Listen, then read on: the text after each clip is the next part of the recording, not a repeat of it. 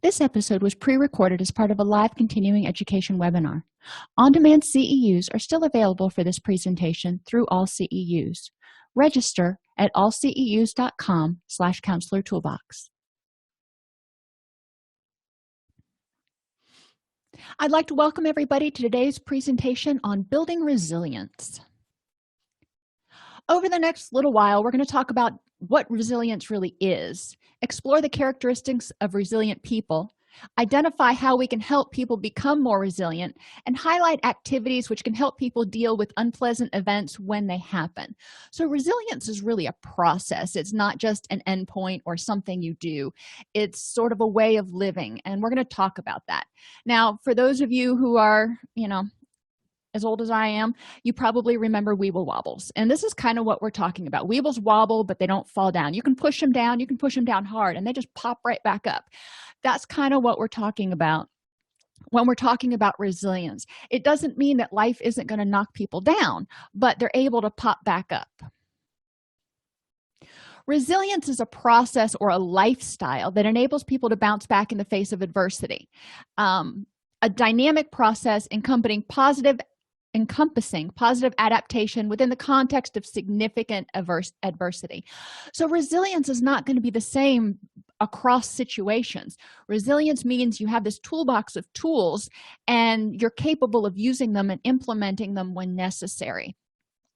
And there are things that you're going to do. Sometimes you're going to do more of one thing, maybe more distress tolerance, because there's not a lot you can do to change the situation.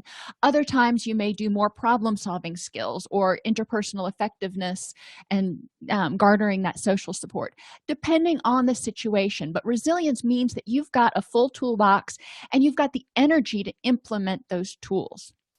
Now, one of the keys for a lot of our clients is that resilience develops over time as people are exposed to and successfully navigate stressors.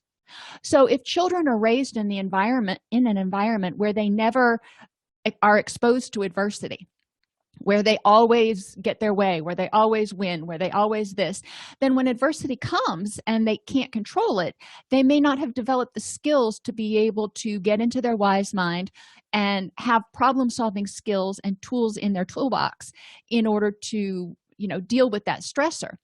Think about growing up as children, little tiny children on the playground. Some of their first adversity is somebody takes a swing that you wanted to get on.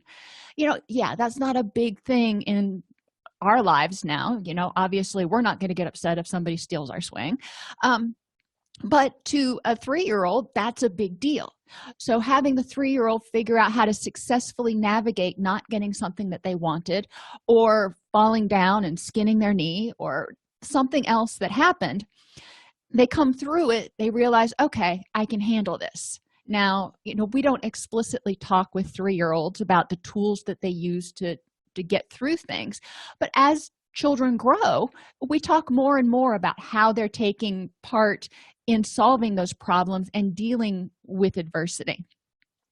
I remember when my children were younger, they would get upset, and we would talk about how they were feeling and what was going on, and maybe how to successfully deal with that situation or that feeling that they were having. But you have to wait till kids are a little bit older to do that. As you do, they start to learn that, okay, yeah, that's right, I do have these tools back here that I can pull out. I'm confident, and I'm confident in my ability to navigate life. The central principles of resiliency theory include looking at risk factors and mechanisms, which a lot of our clients have, a lot of people have. When you look at the ACE, Adverse Childhood Experiences Survey, you realize that a lot of people, or a lot of things that they consider adverse childhood experiences, most people have gone through some of them. So most of us have been exposed to some risk factors. Now, the cool thing is, if you go back to the last slide, if you are exposed to those risk factors and you successfully navigate them, and you kind of thumb your nose at it and go, you're not going to keep me down, you develop skills, resiliency tools to go, I can make it despite the fact that. Then there's vulnerability factors, and it's kind of difficult to differentiate between risk and vulnerability factors unless you get way down in the weeds, and we're not going to do a lot of that today. But think about dialectical behavior therapy. When we talk about vulnerabilities, vulnerability factors are those factors that make you more likely to react strongly and negatively or unhelpfully to adverse situations. So cognitive distortions, cognitive impairment, current mental health issues all make people more vulnerable to not being able to deal with stress, to being that weeble wobble that just gets knocked down. Protective factors and mechanisms are those things that help people take on stress. Your emotional regulation skills, distress tolerance, problem solving, social support, yada yada. We're going to talk about a lot of those. Those are the things that we want to have our clients look at ahead of time and go, you know what, I need to build these up before there's a problem. Ideally I did it before, long before, but if they're in our office, if they've got depression, if they've got anxiety, they may not be as resilient as they can be. So let's look at how to build some of these protective factors to help them deal proactively and preventatively with future stressors. So some of the risk factors and mechanisms are things that they've identified, they being researchers, that have identified can cause distress in early life. And they basically create a situation where the child does not develop the skills and tools that they need for whatever reason. Poverty, prematurity, residential mobility and lack of family or community ties, an addicted or dysfunctional family environment. If the parents don't know how to cope, if the parents can't teach coping skills, then Junior's not going to learn them. Junior's not born with inherent coping skills. I mean, he'll mutter through and he'll probably figure it out because we're inherently resilient. But in order to be truly resilient and happy, Junior may need a little bit of help. And illness, if there's illness in the family or in the child that prevents them from developing according to what we could consider the normal pattern. So we want to look at all of these things and what risk factors might have been there. And did they have an impact? Some people, like I said, they may come up in an impoverished environment. I grew up, there were days we didn't have 2 nickels to rub together. We were impoverished. Does that mean that I was not going to be able to deal with life on life's terms? No. There were things that compensated for that. So I don't want to say that every child in poverty is going to fail to be resilient. That's not true. But these are factors that we want to look at and go, what might be going on here that we could preemptively look at and intervene? Both of my children were micropreemies. And they know that children that are born that early tend to have risk factors for other developmental delays. So, the Department of Children's Services uses Medicaid Part D, I think, or whatever, with all premature children to provide early intervention services. So those are the types of programs we want to advocate for in our community that can help people who are impoverished have the resources they need, help children who are premature get the therapy and whatever else they may need in order to be developmentally on par with children of a similar chronological age. If there's a lot of residential mobility, and this is true in impoverished neighborhoods, this is also true among military families, for example, where they move every couple of years. Does it mean that the child is inherently unresilient? No. Some of the most resilient people I know actually were from military families because they had to learn to cope and deal.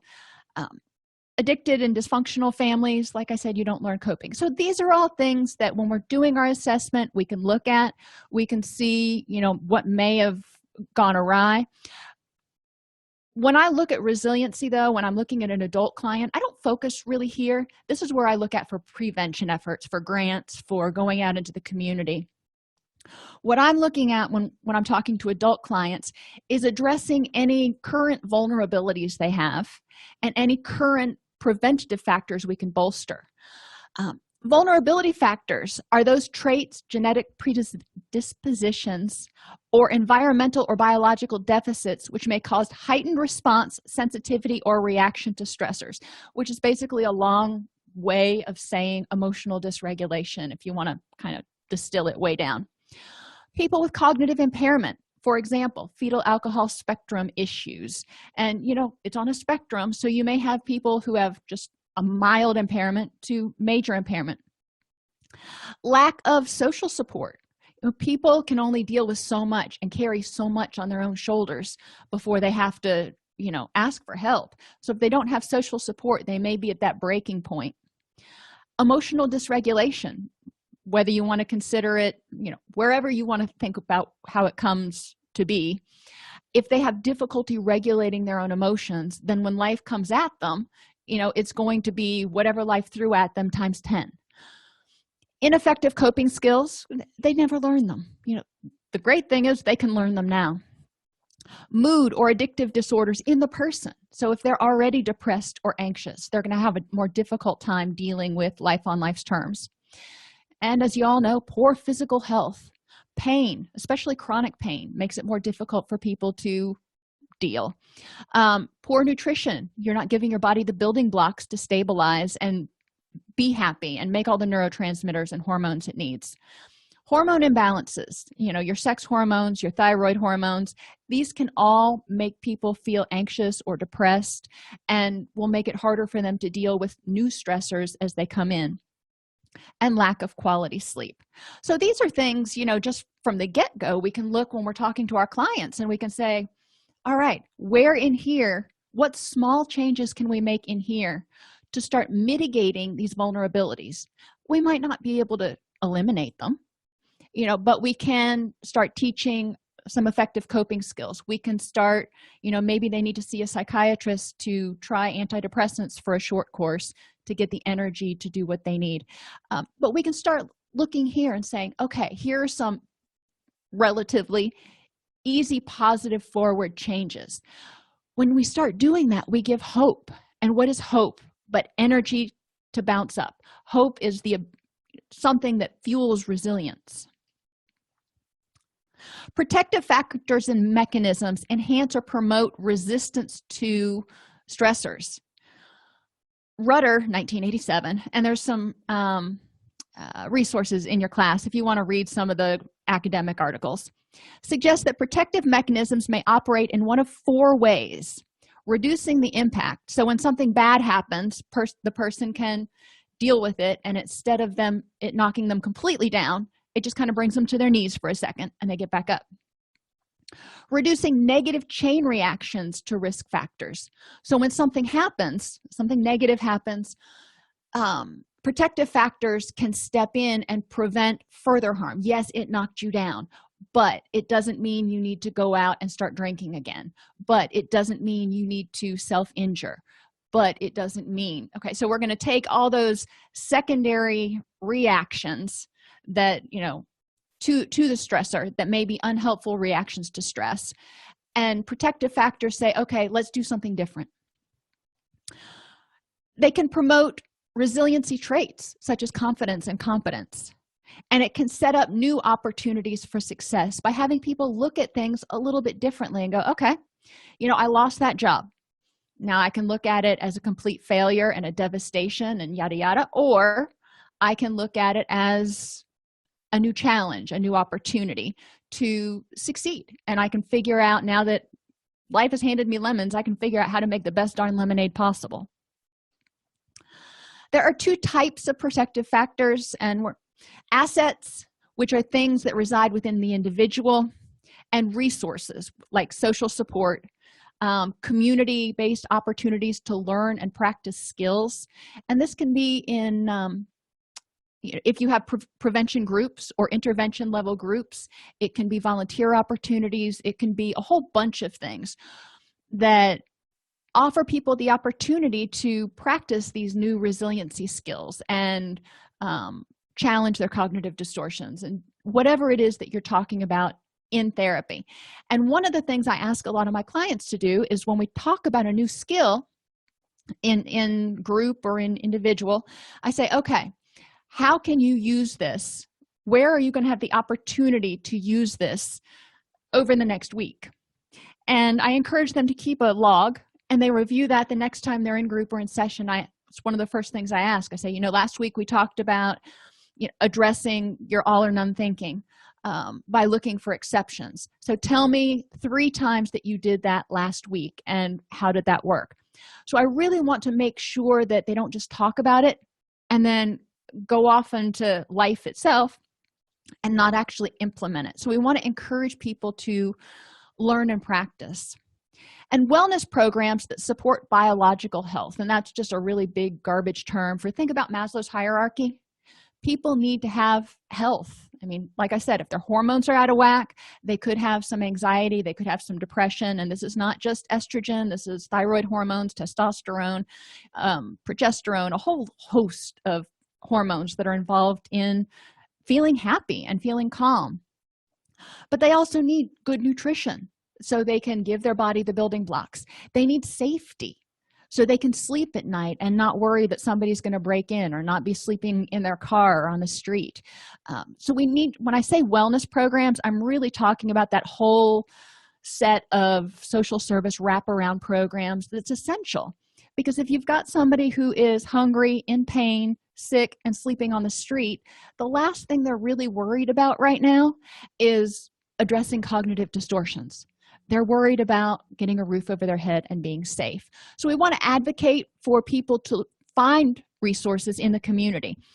Your local United Way is a great place to start to find out what resources are available. And some of your food pantries also may have other local resources that United Way doesn't have. Unfortunately, we don't have one database that really covers everything because it relies on voluntary inclusion. So don't be afraid to go out and ask some of your state-funded mental health clinics that are out there, if that's not where you work.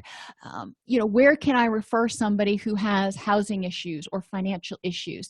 If you live in a university town, especially one with a law school, you may have free legal services. With one with a dental school, you may have low-cost dental services. So there's a lot of stuff we can help people reach out and access, so they have the ability to feel good about themselves, to sleep well, and have a good, strong foundation to start being resilient. So the 6 C's of resilience: coping, control, character, confidence, competence, and connection. Now, connections are your social support, and that's more of a resource. The first 5 are internal assets, and we're going to talk about those now. So coping, this is one of the things that we talk about over and over in counseling. So this isn't a new surprise, not going to spend a lot of time on it. Coping helps people effectively balance negative and positive emotions and manage strong impulses.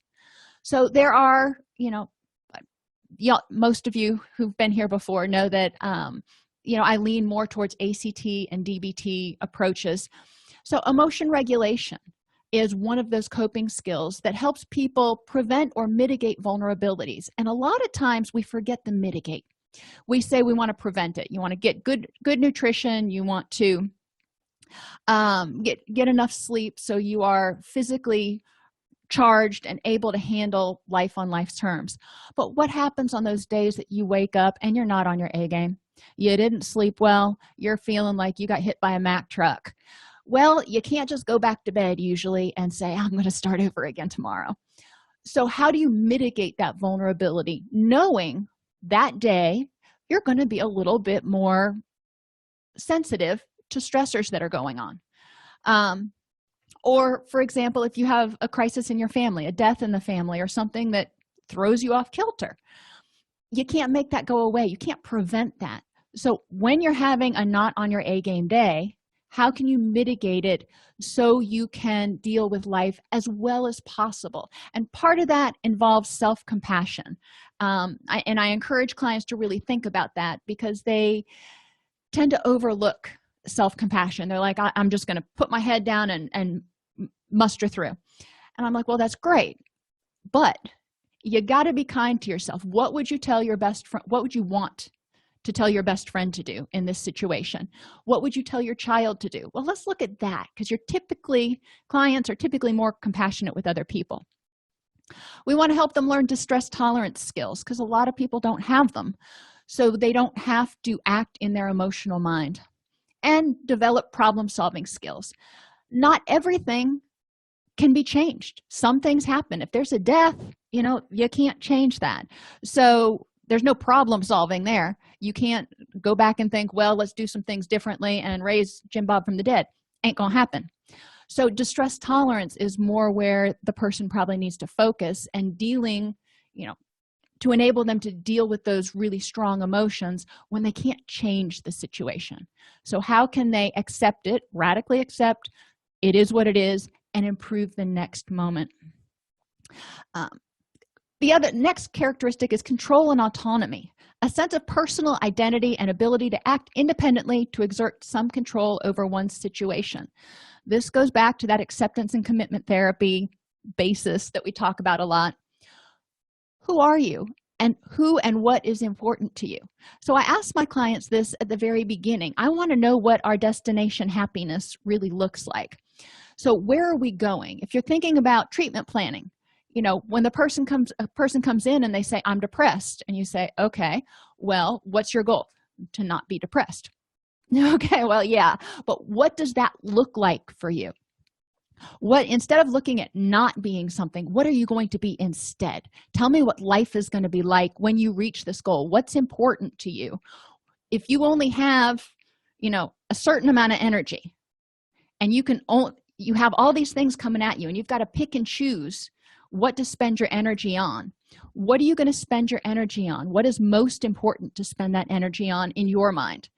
So this is often a weekend assignment, or maybe a week assignment for people to really think about what is it that they want their life to look like when they're happy. What's going to be different? What are they working towards? What are their goals? Now, there's going to be some long-term goals, achievement, success. Maybe they want to they're young and they want to have a family. Well, that's not going to happen in the next 6 months. But what do they need to do if that's important to them?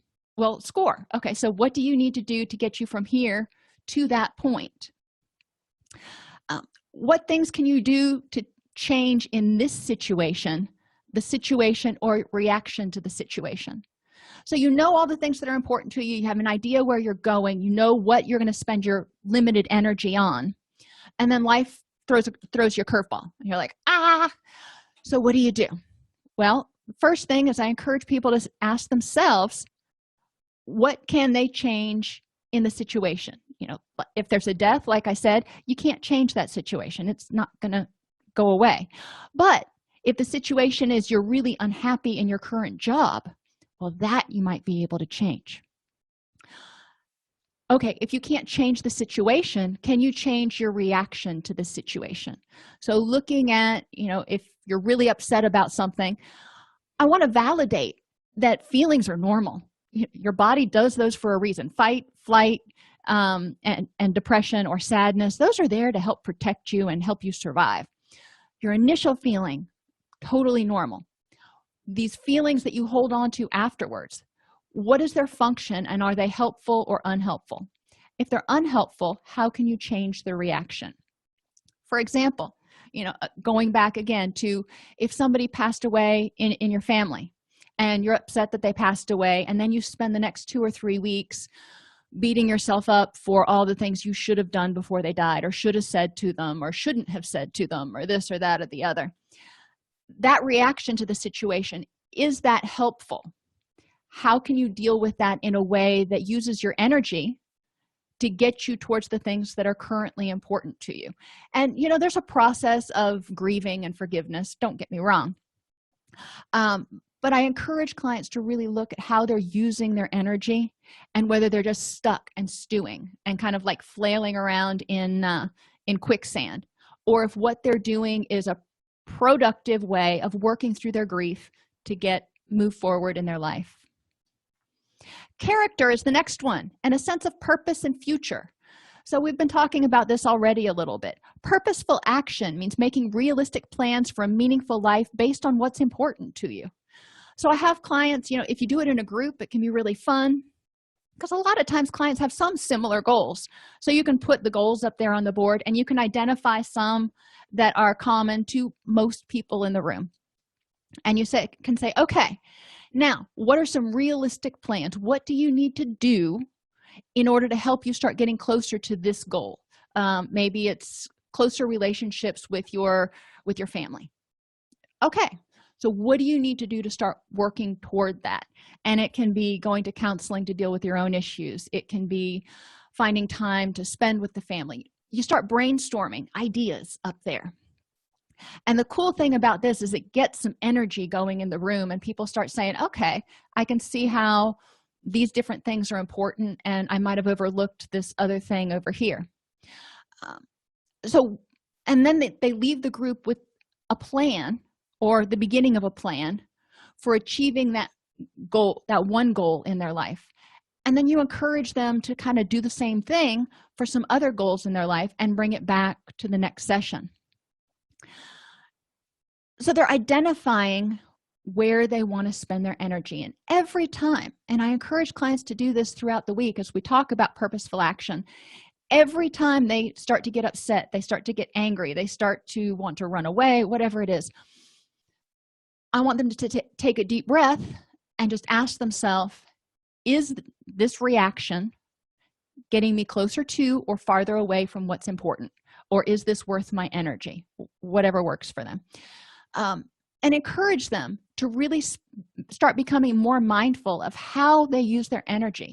Most people have 15 anger situations per day. That's a lot.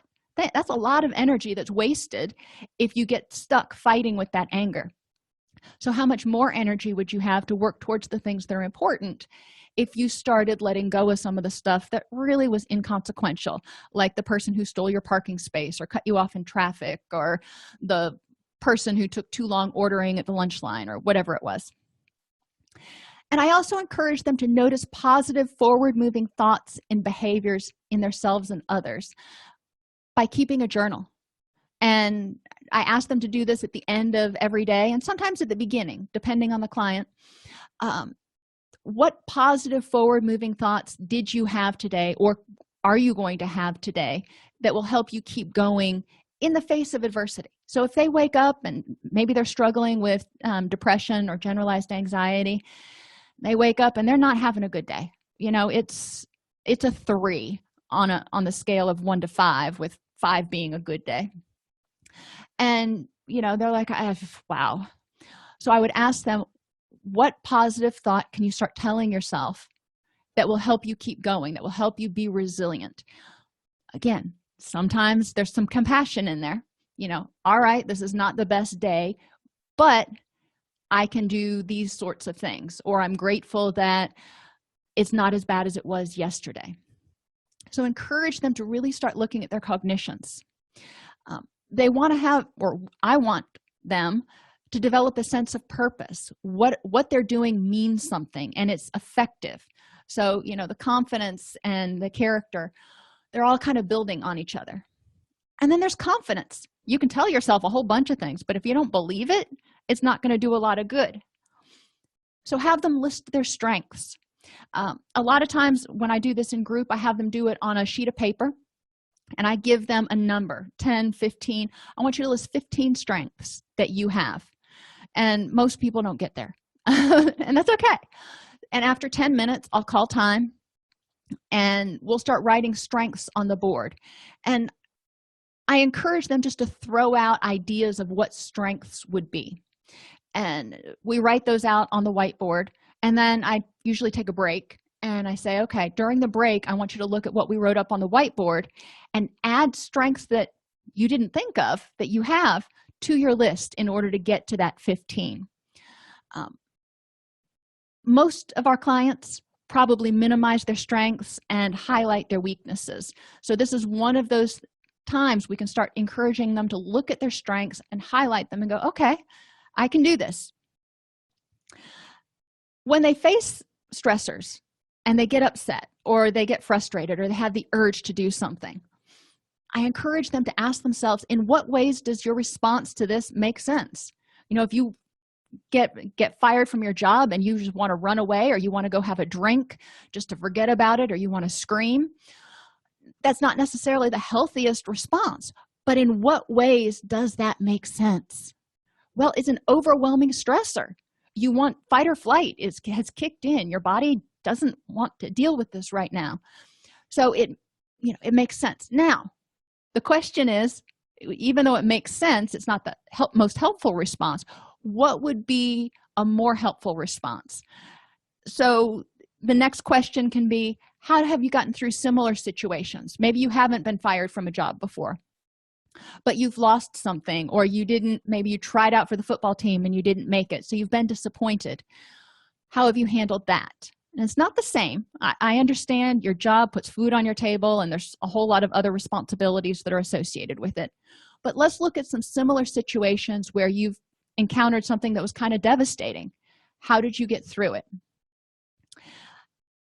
And I also encourage them to look at what helpful and self-defeating thoughts are they telling themselves about this situation. So they get fired, they get upset. If they can take out a piece of paper and just start jotting down all the thoughts that they're having, no censorship, don't even have to make a column of good thoughts and unhelpful thoughts, just jot them down for 3 minutes. At the end of 3 minutes, go back and look at those thoughts and see how many were helpful, highlight those, and see how many were self-defeating or catastrophic, and rephrase those or reframe those to highlight the person's strengths and underscore your confidence in them and their confidence in themselves, that this really sucks right now, but I can get through it. Competence is the ability to mitigate emotions and successfully problem solve, which is great. Confidence and competence seem the same, but people can be really confident and not very competent. When I was in grad school, one of my professors one time said that a lot of interns come out of school, they go into their first internship, and their confidence is way up here and their competence is way down here. And that is the limiting factor, because their confidence will help pull them up a little bit, but they still have a lot of skills to learn. So we've both highlighted their strengths, we've bolstered their confidence. Now we need to help them actually practice implementing this and say, okay, this has happened, it feels catastrophic right now.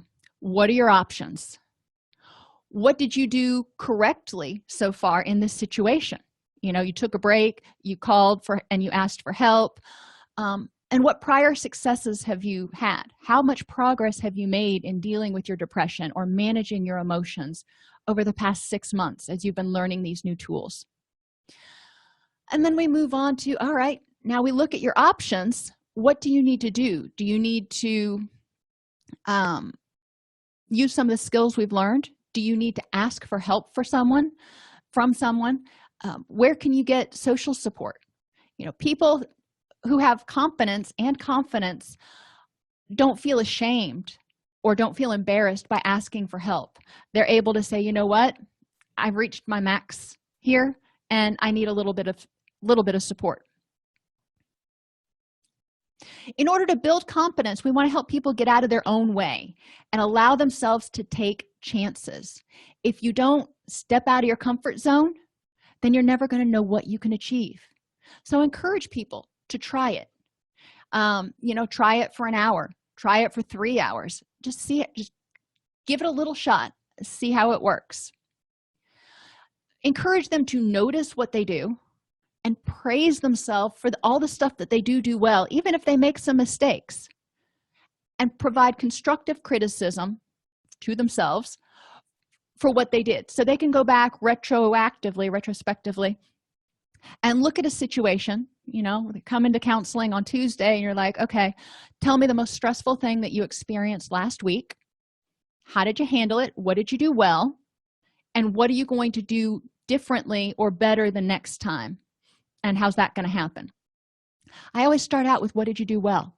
Because I don't want to start out by saying, well, what was the most stressful thing and how did you screw it up this time? No, I want to look at what were your strengths. Nobody's perfect. So how can you improve upon this? Encourage people to strive for authentic success. What does that mean? That means success as they define it, not success as their parents define it or the media defines it. What does success mean to them? Because that will help them feel more competent and purposeful in everything that they do. Encourage them to act in their wise mind, because a lot of times if they're acting in their emotional mind, if they're acting reactively and on urges, they're not going to think it all the way through. They're going to make unhelpful mistakes. So providing those distress tolerance skills to encourage them to act in their wise mind, where they're not overly driven by emotion and feeling that they just have to make the pain or the anxiety stop, is going to help them be more successful, which will increase their feeling of competence. Encourage them to stop lecturing and second-guessing themselves. The shoulda, coulda, wouldas need to go out the door. Build competence means look at what you did, identify why you did it, what your part was in it, look at the big picture. You can armchair quarterback, or hindsight is 2020, whatever you want to say, until doomsday. But let's look at what you did and what you're going to do differently or better the next time, if anything needs to be done better. And encourage people to rely on assistance and feedback from others to help meet new challenges. The first time you go rock climbing, you don't just go out there and slap on some rappelling gear and go, okay, I'm going to do this. No, you go out with an instructor. And generally, even after that, you go out with a belay. You're not going to be climbing by yourself. So you're getting assistance from others to help you meet new challenges as you climb the rock wall of life, if you will. That doesn't mean you're weak. That means that you recognize where your skills, where your competence ends. Your confidence is up here. So in order to move higher in competence, you may need a little bit of assistance, and that's okay. Resources of those with resilience: a safe environment so they can sleep, financial stability so they can get access to food, housing, medical care, like we talked about, and connection and social support, not only to others, but also to themselves. If they are not acting authentically, then they may not feel a sense of confidence, competence, pride, purpose in what they're doing. So we want to encourage them to make sure that they have a connection with themselves, that they're being mindful, that they're asking themselves on a regular basis, ideally a couple times a day, what is it that I need? How do I feel right now? What's going on? And what is it that I need to improve the next moment and keep moving forward? Think about when you're on a road trip. You're driving along, and I don't know about you, but it seems like every time, if I'm not paying attention, I'm not being mindful, as soon as I pass a rest stop and the next one's 40 miles away, that's when I have to go to the bathroom. Well, we want to encourage people to be checking their own personal gauges as they're going through their day. Do they need more gas? Do they need to take a break because their legs are falling asleep? Do they need to give themselves a mini vacation? Do they need to refuel? What is it that they need to keep going in a positive direction so they don't run out of gas or create some other crisis? And encourage them also to develop, it takes energy, I know, but to develop social support with other people. And depending on whether it's an extrovert or an introvert, some people may be good with only having 1 to 5, really close friends. Other people may have 40 besties. Whatever it is for that person, but make sure they have someone that they think they can call at 2 a.m, or, if it's their spouse, wake up at 2 a.m. and go, hey, I'm really struggling right now. Activities to develop resilience: enhance relationships with social supports. So this is one you can put up on the board and go, okay, how can we do this? What do we need to do to enhance relationships? And it's not all about just spending more time with people. Sometimes it's about being a more effective communicator, being a better listener, developing relationship skills, setting boundaries. There's a lot of stuff that goes into relationships. See crises or stressful events as challenges or opportunities. Just encourage people, as soon as something happens, to go, okay, what now? What's the next step? Or how can I accomplish this. Think about scaling a wall or some sort of hurdle. You look at it and you're like, well, I'm not going around that, I'm not going under that, so I need to figure out how to get over that. It doesn't mean that life stops when you hit that obstacle. It means it's a challenge to figure out a new way to get over the obstacle. Encourage them to practice radical acceptance, which is just accepting what is, and going, all right, this is good, or this sucks, or this makes me angry. What's the next step? What do I need to do to improve the next moment? Teach them how to develop realistic goals that are specific, measurable, achievable, realistic, and time limited, and move towards them. Too many times people create these goals that are ambiguous. I want to feel better, or I want to get in shape, or I want to be happy. Well, that's great, but what does that look like? And once you see what that looks like, then you got to say, all right, what are the smaller goals? What is something you can achieve this week to help you move towards that goal? Encourage them to take decisive actions in adverse situations instead of sitting on the fence and feeling powerless. Decisive action can be empowering. It may not be the best decision all the time, but you learn from that. Look for opportunities of self-discovery after a struggle. Ask people, what did you learn from this? How did your life change for the better and for the worse? And what can you take away from this in order to integrate it into your life narrative? This was a plot twist in this chapter. So how does the next chapter open? Encourage them to develop self-confidence and keep a long-term perspective, considering the event in the big scheme of things. This really stinks right now. I guess it was 2 months ago, we got hit by a small tornado, and it took down significant sections of our fencing, which isn't a huge big deal if you don't live on a farm, but the donkeys don't understand not wandering around in the road. So that was huge. All of a sudden we had 450 feet of fence we had to repair, and I was totally overwhelmed at the moment. First cup of coffee hadn't even started yet, but I took a breath and I was like, all right, in the big scheme of things, everybody's safe. For whatever reason, they went into the barn last night, which is a blessing. So we got this. This weekend's going to kind of suck, but in the big scheme of things, it's going to work out okay.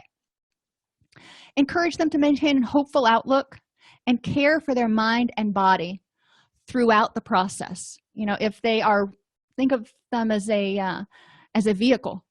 You can't take a vehicle and drive cross country if you haven't been putting gas in it and changing the oil and making sure that there's air in the tires.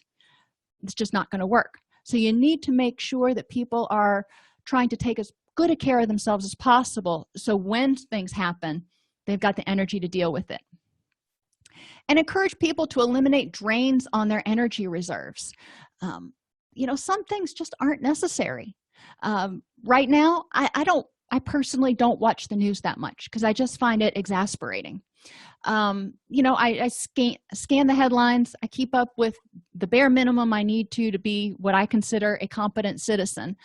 But the rest of it, I don't get down into the weeds because there's so much that's out of my control that it's not worth using my energy on. That's my choice. But I encourage people to look at what things in your life right now just suck your energy and don't move you forward. So when unhappy events come along, we want to look at a concept called hardiness. And Kobasa proposed it back in 1979. And they found that people who are more hardy tend to recover faster, not only from psychological stuff, but also from things like open heart surgery. So people who are hardy tend to have commitment to various areas of life, which give them a sense of purpose that can carry them through turbulent times. So maybe they're committed to being a parent. And this other thing over here really stinks right now, but I have my family, I have my kids, I have the support of my friends. It's not ideal, but if I focus on this, I'm committed to these things that are so important, I can deal with this. Control. Understanding what is and is not within one's control, including thoughts, reactions, behaviors, and the environment. Again, understanding that feelings are natural. Nurturing feelings may not be helpful. Holding on to that anger, nurturing that grudge may not be helpful. So encourage people to look at, that initial feeling of being really enraged, that was totally normal and natural.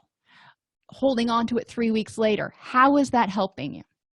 What can you do to let go of that so you're not using so much energy on this situation? And sometimes, anger or fear or something can fuel positive action. So, if you were enraged about something and you're using that anger to motivate you to take positive steps to solve the situation, well, that's one thing. If you're just sitting there stewing on the anger and being ticked off, not so much. So we want to look at control, and we want to look at challenge, viewing the situation as a challenge instead of a threat, accepting that change is a normal part of life. We talked about the person who got fired from their job. Well, yeah, that can be threatening because you don't know where your next paycheck's coming from or where you're going to be working. So do you perceive it as a threat and terrifying, or as a challenge and curiously motivating? It's a normal part of life. People, when we talk about the death, it's a change. Now the challenge is dealing with it and figuring out how you're going to integrate that into the next chapter. This chapter closed, so how does the next chapter open?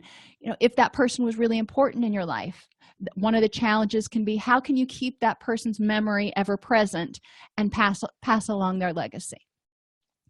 So encouraging our clients to maintain that idea of what's important in their life, that ultimate goal, that's their commitment. Making sure they focus their energies on the things that are within their control, and have that positive view that, okay, this is not the end of the world, and they view it as a challenge, a new puzzle, a new, find some metaphor that works for your client to help them see it as a challenge. If they are a athlete, you might make it akin to doing a Tough Mudder or doing a 50-mile endurance run. If they are a pilot, you might make it akin to learning how to fly a new type of airplane or something. Encourage them to look at it as something that's exciting in a certain way because it's going to allow them to grow and experience something new. Bolster your reserves. You need to be as energetic and as healthy as possible to handle stuff that comes at you. Otherwise, you're just going to get worn down and burned out, and that weeble wobble ain't going to get up no more. So positive health behaviors, already talked about those. Recreation, yes, it's important. Schedule it in. Relaxation, that's important too. And purposeful action. Avoid wasting energy. So encourage people, they have to have time to rest and recharge. You can't just drain, go to sleep for 6 hours and get up and expect you're going to be recharged. You need to have some happy in there. You need to have some belly laughs in there in order to help, balance out the stress, the good with the bad. Encourage people to have a crisis plan. So when the stuff does hit the fan, what do they do? How do they get into their wise mind? How do they redirect anger or fear impulses? If they're feeling like they want to rip somebody a new one, encourage them to find a phone book or some other papers that need to be shredded and shred the heck out of them, ripping the paper. If they want to run away, they just want to escape, maybe they can go on a run or a walk or a hike. If they want to get something off their chest, go bench press something. It doesn't always work, but sometimes if you can help them redirect that fight or flight energy that's telling them to go into something that is positive, Freud called it sublimation, it can help get them regrounded. Identify and address the problem, creating a happiness plan. So what's the problem and how do I want it to resolve? What is it going to look like in a way that can make me happy? What must be done? Who are the social supports that I can rely on? And how can I make boundaries acceptable? All of this needs to be done before the crisis, so they have something preferably written down that kind of walks them through the process of, okay, identify and address the problem. They have their list of what's important to them, and they can start working through that. They have their list of social supports that they can rely on, so they're not thinking, okay, who can I call? And they've already practiced setting boundaries and going, normally I would love to help you move, or I'd love to watch your kids, or whatever you're asking of me, but right now I can't because I've got whatever else going on. And encourage them to practice making boundaries acceptable, so they're not feeling like they've got to squeeze blood out of a turnip when they're already just totally drained from the crisis. Encourage them to develop learned resourcefulness and become their own MacGyver. When efforts to change something successful, then expectations are often generalized to other situations. So if you've had successes in the past, encourage people to generalize those successes to the present. Even if they're not exactly the same situation, they used their creativity and their skills before to accomplish something, they can do that again. Part of that is how people perceive a crisis. Representation looks at what needs to be done. So in the big scheme of things, I lost my job, I need to get a new job. Well, yeah, I need to feed my family, I need to, whatever it is, have them make a list. Okay, these are all the things that need to be done. They're representing the problem. Then they evaluate the problem and go, okay, what are my options to solve this problem, and can I do this?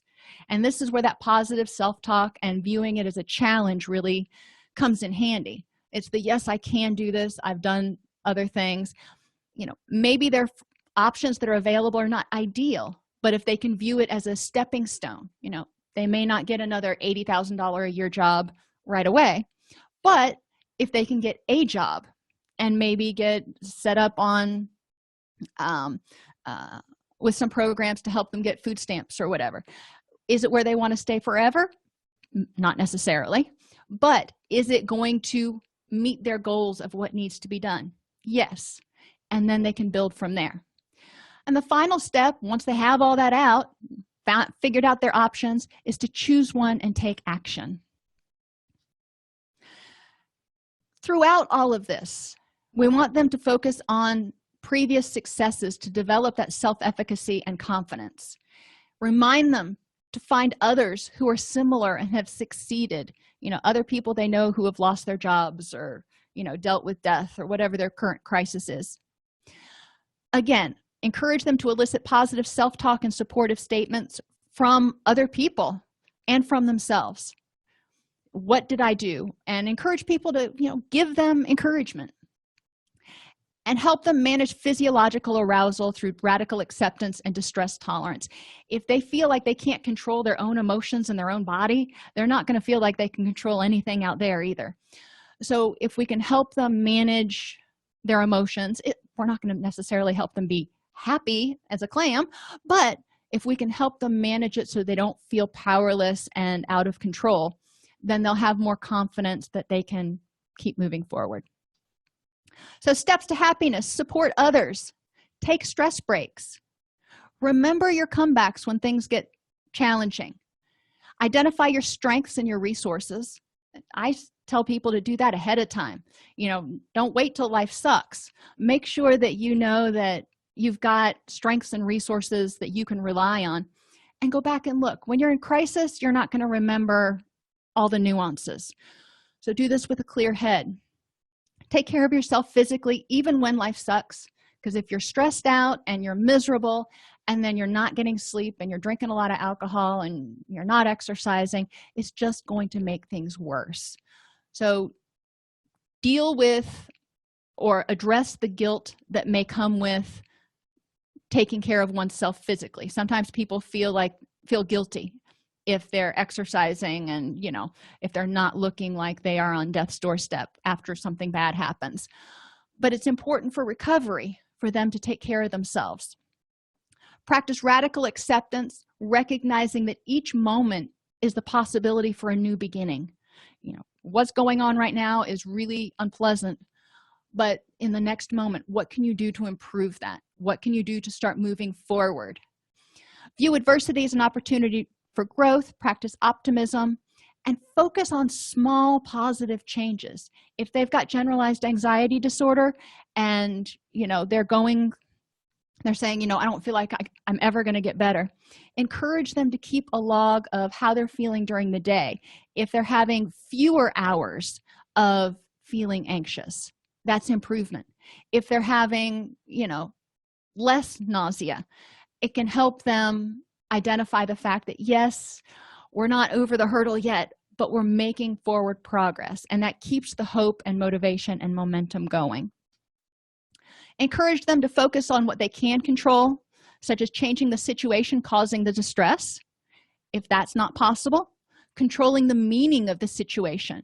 In the big scheme of things, how important is this, and how much personal responsibility do I have for it?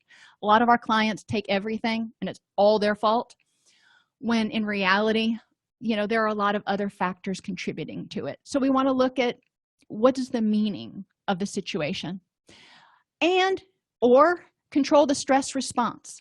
Sometimes it's a bad situation. You are responsible. You can't change it. So the only thing you can do is control your response to it. Staying angry and miserable without action isn't going to help. So we want to encourage people to practice relaxation, verbal and written expression, get those feelings out. Let's figure out what's going on and start making a plan to move forward to inspire hope. Resilience is the learned art of bouncing back in the face of adversity. Early risk and vulnerability factors may have prevented some of our clients from developing necessary protective skills and resources. Programs aimed at preventing risk factors or mitigating their impact help build resilience. Like I said, having the caseworker come in and work with my kids when they were micro-preemies helped them get back on that developmental scale so they were on par with other children of a similar chronological age. And encourage people to develop resilience within themselves at least once a day by asking themselves the simple question, what did I do well today? Finally, there are 6 C's: competence, confidence, character, coping, connection, and control in resilience. All of these can be a group in and of themselves. It might be something, if you want to do a series on building resilience, that you could do a group series in your practice. Are there any questions?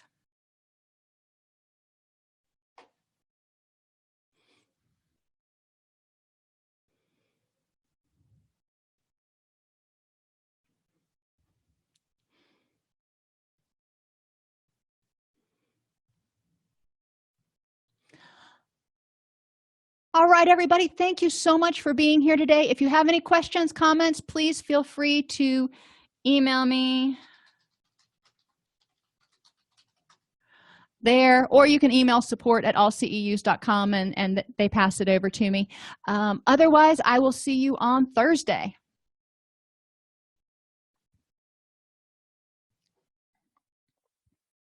If you enjoy this podcast, please like and subscribe either in your podcast player or on YouTube. You can attend and participate in our live webinars with Dr. Snipes by subscribing at allceus.com/counselor toolbox. This episode has been brought to you in part by allceus.com, providing 24/7 multimedia continuing education and pre-certification training to counselors, therapists, and nurses since 2006. Use coupon code Counselor Toolbox to get a 20% discount off your order this month.